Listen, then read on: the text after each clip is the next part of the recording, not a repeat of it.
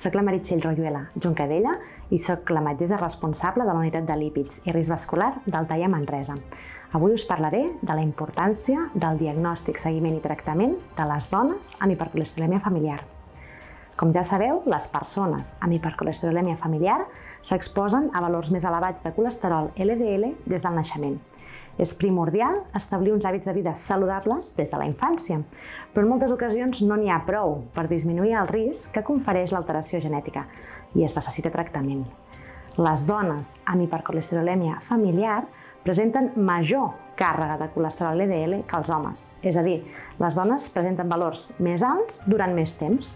Potser perquè hi ha la falsa creença que com que es cuiden més podem esperar, menys tenim la causa genètica.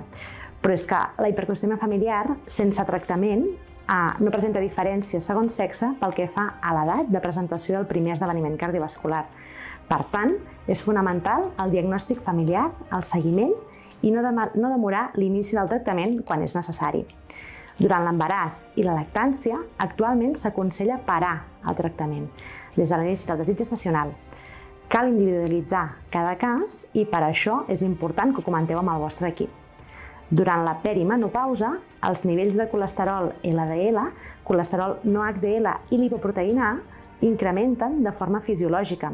És un moment en què s'ha d'intensificar el seguiment i, si cal, ajustar el tractament.